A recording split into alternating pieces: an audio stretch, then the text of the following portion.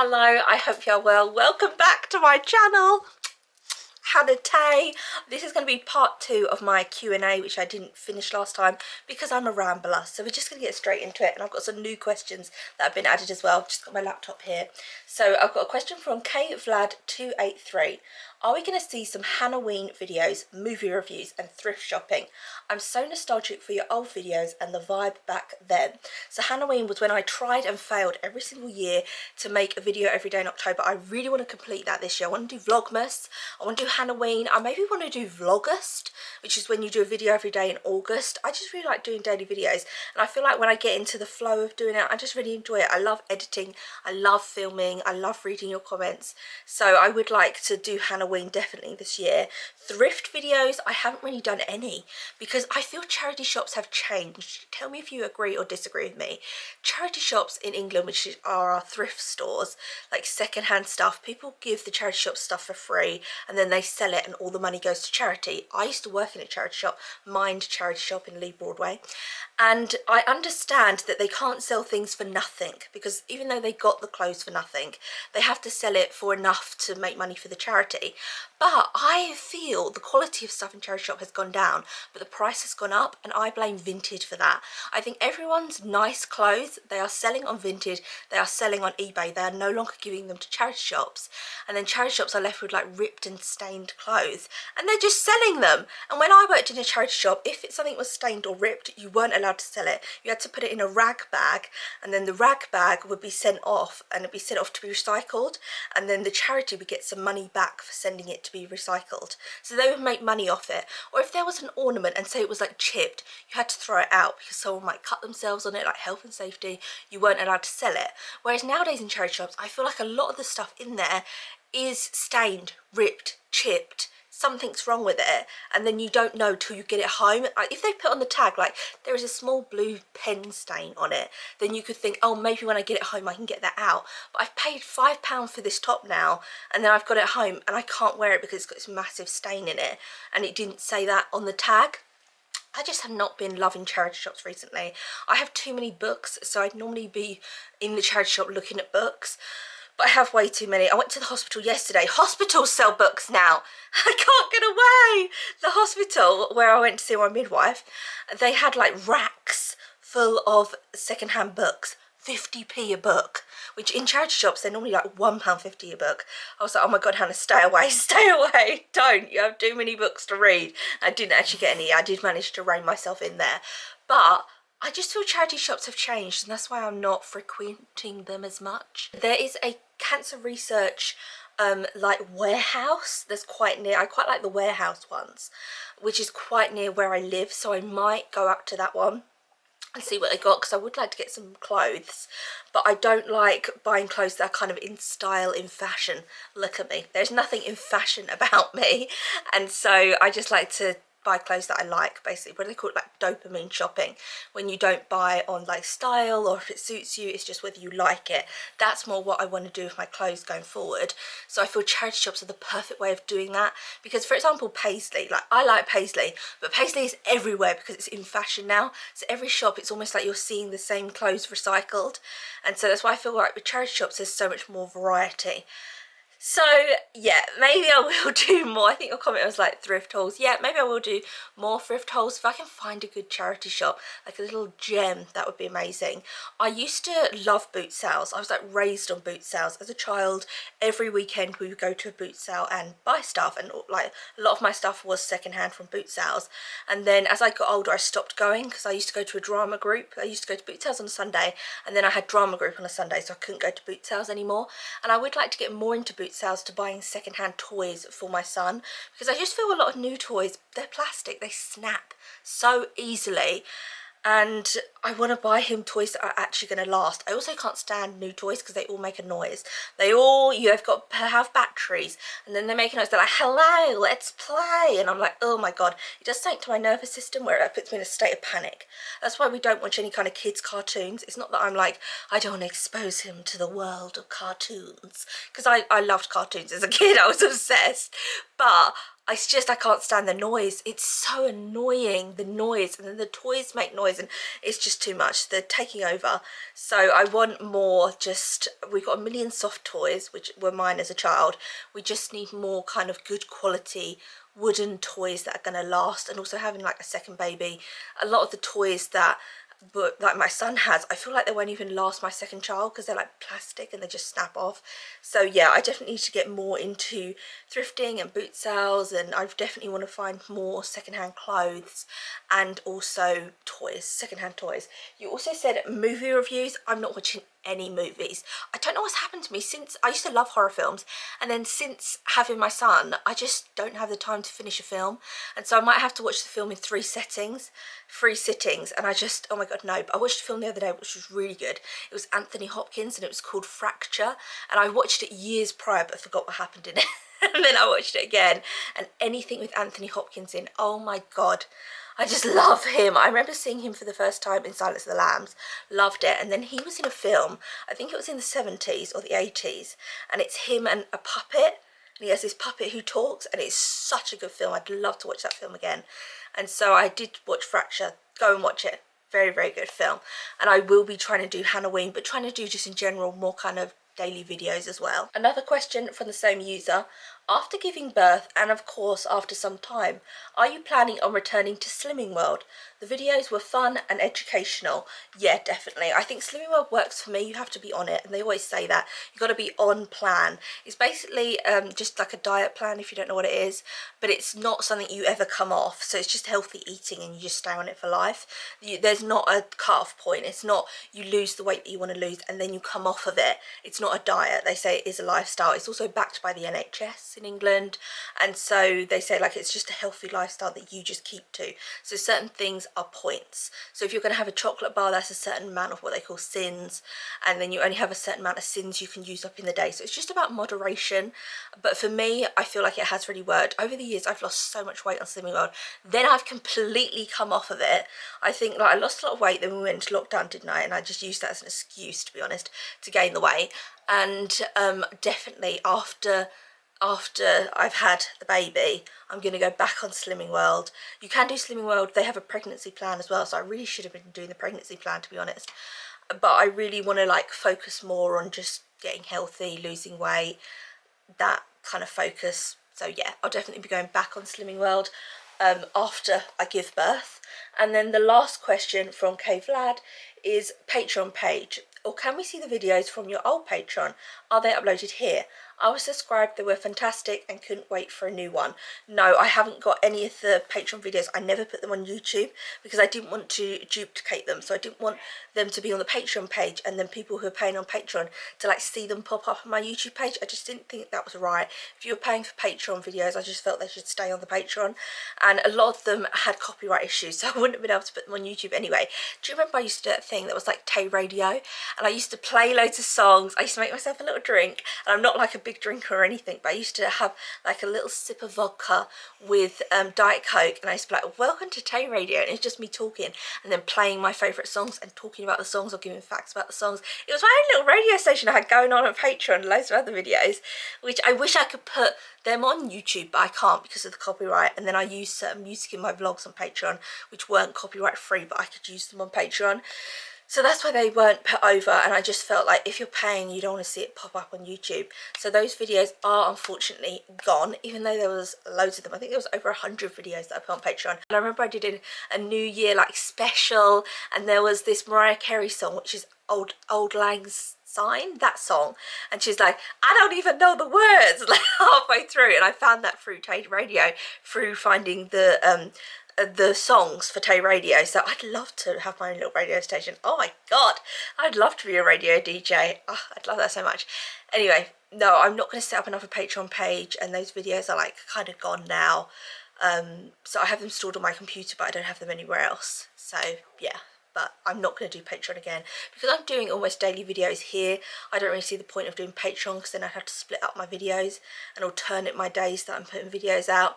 So yeah, but thank you so much, K Vlad, for all your comments, because you left so many great questions. So thank you for yours. So now I got my phone and I got the questions from Are We Still Getting Married, from that video where I called out for questions.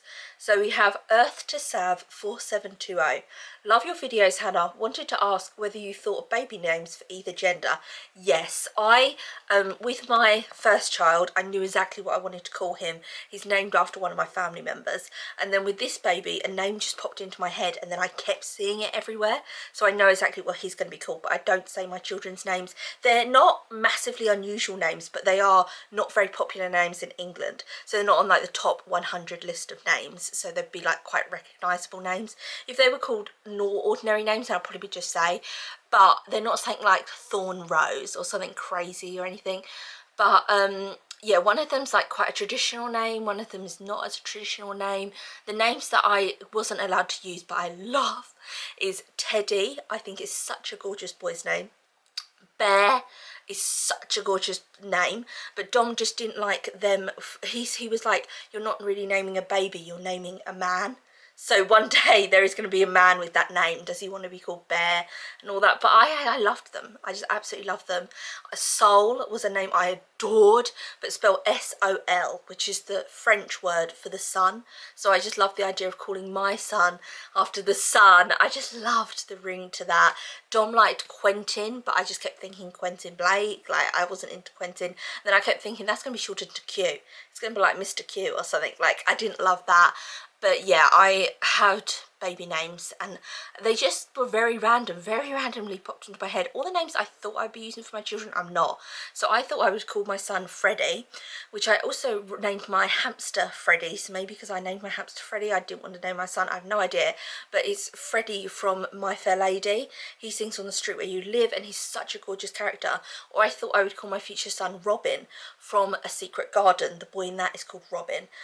But I didn't. When it came to it, they're just, when I was pregnant, I just knew their names. It was the weirdest thing. And then when they were born, like with my son when he was born, I just knew that was his name. And with this baby, I just know his name. And then I just keep seeing it all the time. It's the bizarrest thing.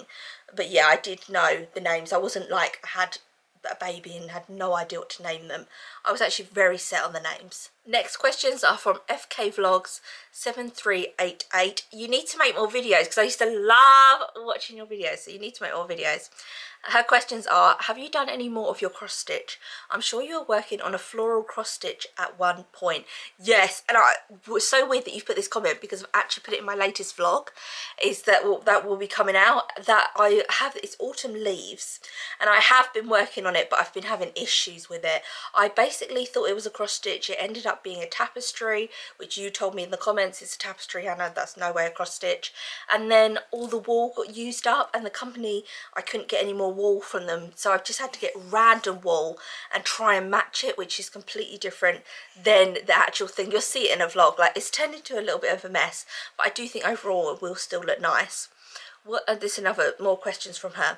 Was there ever a point where you were on the fence about if you want to have children, or have you always wanted children? I have not always wanted children. I was not a maternal person.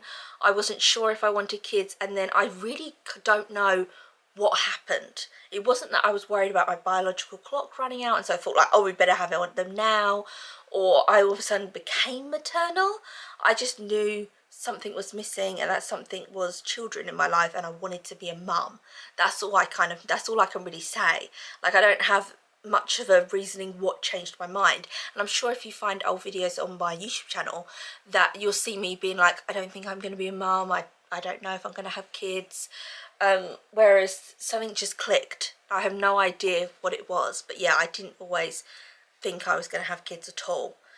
What badges did you have in Girl Guides? I used to be in Brownies. I love merit badges. I had one because I went on a camping trip and cried my way through it. It was called Belchamps, and it's basically a field, but they have different activities and you can do like archery and different stuff, but you didn't get a badge for each different activity. You only got a badge for going camping away. It was for the weekend, and I cried. I hated it. And I remember the woman was like so like savvy. She would always say, well, we'll see how you feel in 10 minutes. She just kept saying that to me, and she was like, we'll see how you feel in the morning, because she didn't want to phone my mum and be like, she's hating it. And I just it wasn't for me. We all had to sleep together in one tent with the guide leaders as well, and I didn't like that. And then I didn't like the activities. We had to shoot a gun. We were put in like these tiny sheds, and then you'd have an instructor behind you, goggles, earmuffs, a handgun, and so then I'm having to shoot this handgun, and I just remember every time you pulled the trigger, my arm kept going back like really violently, and I couldn't control the gun. I think you're supposed to hold it with both hands and like use your strength. And the instructor kept trying to tell me, like, you gotta hold the gun, because it was like as soon as you pulled the trigger, it was like bang, like your arm would just snap back. And I don't think I had the physical strength, because I was a child, to like hold this handgun and point and get the target that was in front. Oh my god, it was a disaster. And like, the noise of it, like, you were just in this tiny shed with a handgun. It was so bizarre that they let us do that. Archery, absolutely failed at, could not do. Singing, I enjoyed. Anything kind of performance-y. There was like this massive campfire, and there were loads of other groups of girl guides as well who we didn't know, and then in the evening you had to go to this campfire and all kind of sing together. The food element, loved. Oh gosh, we had 11sies, and I'd never heard of that before in my life, which is like an old English thing that at 11 o'clock you have to stop and have a cup of tea and cake. So we would get these, they're called angel slices, these little cakes, and we would eat an angel slice. And even to this day, if I eat an angel slice, it always takes me back to that camping trip. And then we would be roasting marshmallows. We would get a banana, put it in tin foil, cut the banana open, put chocolate, like little squares of chocolate in the banana, cover the banana up, put it in the fire, and then take it out, and it's all melted, and eat it with a fork, this melted banana and chocolate. Oh my god, it was so good. Any kind of food element. I think for food we just had like sausage and beans every day. Like I remember that is what we ate. But any kind of treat food, oh, I absolutely loved. But the actual camping element of it, I didn't love. It was also raining. It just wasn't for me at all. And then I was booked to go on another camping trip, but I've actually spoken about that in a video on the channel, that I had like a falling out with girl guides over this girl who wasn't nice to me, and I kind of retaliated too much. And so if you've seen that video, you'll know. So then I never ended up going on another camping trip. But I remember used to get things for like attendance. I'm a millennial, so we used to just get badges of attendance at school and at girl guides. Here's a badge because you showed up every day. Like, it wasn't because you'd won anything and you'd actually achieved anything. And now looking back, I think that's so like bad, because I remember us being so proud at like, I've got an attendance badge, but we didn't actually have to do anything to achieve that badge. Obviously our parents got us to school in the morning, so it wasn't an achievement of ours. And I think that maybe downgraded. The more I think about it, the more I think about, did that kind of downgrade us kind of achieving things? Because if you just, like for sports day, everyone won an attendance badge for attending sports day at my school. And it was like a little metal pin that you put on your school uniform. But just attending isn't anything, and it kind of takes away from the kids that did win. Like, I didn't try hard at sports day. I hated sports day. It's my most hated day of the year. So the children who really did work hard at sports day and did win their races and have been training for their races, kind of takes away from them that everyone won a badge. It wasn't just the people who won. Do you know what I mean? I look back at certain things, and I'm sure they still do it at schools now, where you just get certificates for attending school. And I just think, does that not downgrade achievement? Because you think, oh, I've achieved something. Okay, that's it. I can like sit on my laurels. I've achieved something. And really, you haven't. I don't know. I have like a weird take on that whole thing. But no, I only had a badge for, I think I had a badge for cookery. I had a badge for this disastrous camping trip. And I think that was probably it. I probably didn't get any other badges. I don't remember, there wasn't like a big thing on badges. And I remember when I started Girl Guides, my cousin was in something like brownies, and she had loads of badges. She had a sash with different badges on it. And I don't think we even got a sash. I think we had a little jumper that said Girl Guides, and then you had to sew the badges that you got were like material, and you just sewed them straight onto your jumper. And so I remember being a bit jealous of my cousin that she had like a full sash of stuff, but in the Girl Guides they didn't really do anything like that. I think from what you've said, you live a distance away from your family. Are you still quite close with them despite the difference? Any tips on that? My mum is due to move further away, so that's why I wondered on that question. Yes, we live about 4 hours away from my parents, and that's because of Dom's work. So the only reason we moved to Bristol was because of Dom's work. So it is difficult, but my family, I'm an only child, so I'm very close to my parents, so they always come up to stay. Like every other week they're up here staying with us.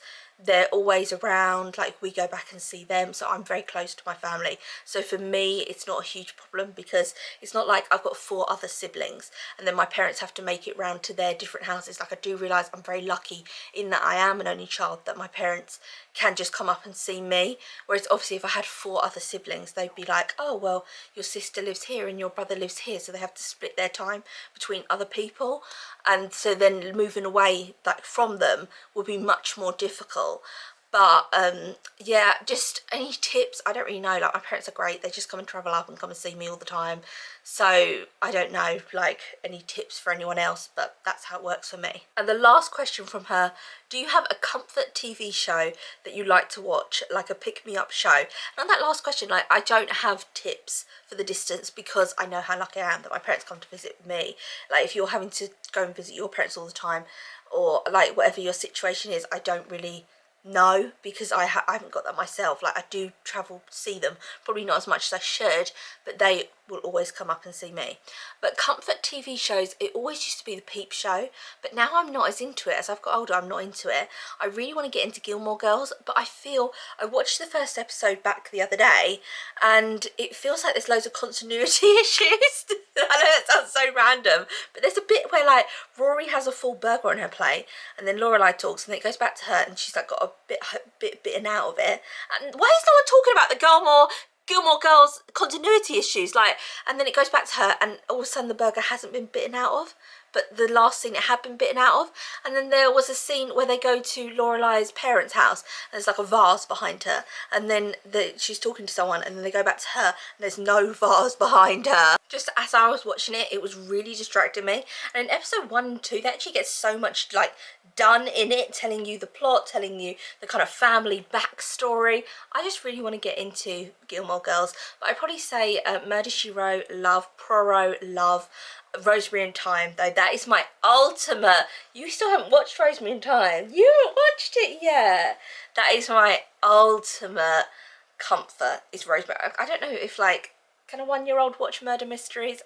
It's not gruesome, it's kind of like this camp, these 2 gardeners, they're always stumbling across dead bodies. Like it's very fun, very kind of theatrical pantomime. But Rosemary and Thyme, 100%, that is always going to be my #1 comfort watch. I then have a question from Dull Vampire. Have you read The Bloody Chamber by Angela Carter? I feel like it's right up your alley, with the way it retells classic fairy tales, often in a much darker tone. One of my favourite books. Loved it. And I don't like short story collections at all. I normally find that there's like a few good ones in there, but the majority of them I don't love. I also just can't find the motivation to read a whole short story collection from front to back. But with Angela Carter, that might be the only short story collection that I've read the whole. Oh no, Alice Walker Living by the Word as well. It's a great short story collection. But I love Angela Carter Bloody Chamber. So good. Have they turned any of her short stories from that into films? Let me know, because I would love to watch that if they have. And the last question is from the lovely Lil's Vintage World, which I actually have a video on my channel with Lil, which I'll link in the description. And it's, how is Queen Lola? How has she got on with the house move and being a big sister? She was fine with the house move. She's moved house so many times. We got her from the RSPCA. She was a stray, so I don't know how many times she'd moved house before, but every time we've moved house, she's just been very chill about it. She's fine. With with Baby Bear, he is obsessed with her. One of his first words was Lola, and you've probably heard him say it in the videos, Lola, Lola. Like, you love Lola, don't you? He's obsessed with her. And she's very tolerant. She very much doesn't mind, because he strokes her. And from like a very young age, we were like, be gentle with her. We weren't like, oh, kids will be kids, we'll let him pull her tail or pull her ears. Like, oh, he doesn't know kids will be kids. We would like tell him off for it and be like, no, you have to be gentle. So now he says gentle. He goes, gentle, gentle, when he's stroking her, because he knows that he has to be gentle with her. And he just absolutely obsessed. Every day he wants to go in the garden and see where Lola is in the garden. just obsessed, loves her. She's been settling in really fine to the new house as well. She loves the garden because obviously like her own space to do what she wants. She doesn't venture away from the garden. She doesn't go into the street ever. She went out the front once and then started like really meowing at the front door. I had to let her back in immediately. She was like, this is not the life for me. Public life is not the life for me. Put me in the garden, that's it. I don't want any cats coming in. I don't want to socialise. I want my own space. And so she gets a million like strokes from our son, like absolutely, he's obsessed with her. And he's very gentle with her because we taught him from a very young age. And I know some people like have a problem with that because they're like, oh, kids will be kids, you have to let them kind of experience animals and your pets have to kind of just tolerate it for a bit until they're old enough to understand. But I feel you can let them know at a young age, and there's nothing wrong with telling them off if they're doing something that annoys the animal. Like if he did something, if say he pulled her tail and she scratched him, I wouldn't have a go at her because he did something that made her react. Like she's an animal, she's going to react if she feels attacked. And I just hate it when people have babies and stuff and then all of a sudden their like pet, they just hate their pet. They're like, this pet is so annoying to me now, I wish I'd never had a pet. I just think how sad. And there's that trend on Instagram which is the most annoying person in my family, and then it'll be their dog or their cat, and they'll say like, since having children I'm so overstimulated with my children crying and throwing stuff, and then I have this pet, this animal that I have to look after. And it's supposed to be like a funny video of how like your pets kind of are trying to like annoy your life when your life is already chaotic. You chose to have that pet, no one forced you to have a pet.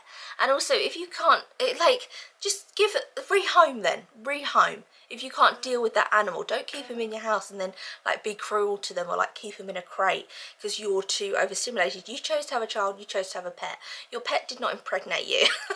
Obviously, I'm hoping there was nothing going on with you and your pet and you know, some kind of wolf child, okay? So your pet is not the father of your child.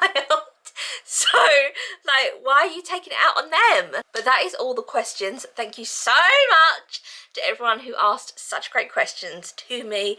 I'm going to end this video here. I'm going to upload it today, so it will be up today. The date is currently, it is Thursday the 3rd of July. Sorry, I was looking at the time. Does anyone not like really know how to tell the time? Like I know how to do it on a digital clock, but because of my dyslexia, if it's on like a round clock and that round clock doesn't have numbers on it, oh my god, I stumble. Oh my god, when it has numerals, no, get it away from me. And it took me such a long time because of my dyslexia as a child to learn how to tell the time that even when I see it digitally sometimes I'm like 13:42. So it's 3 o'clock because there's a 3. No, it's 1. I like completely kind of blank for a little bit. Great. So, and last video I was talking about bloody homeschooling. I can't even tell the time. Anyway, I'm gonna end this here and I'll upload it today, and I'm gonna try and like do some daily videos. I know this week this is the first video that's been up this week and it's Thursday, but I've just had a lot of midwife appointments. Also, we've been going for a heat wave in England and I've just been sweating my face off every day, so it hasn't looked great. My hair is really frizzy because I washed it, and now like I don't even know what's going on with it. I think I thought it looked very like chic Audrey Hepburn, but it looks a mess. Let's end it here and I'll see you again soon for another video.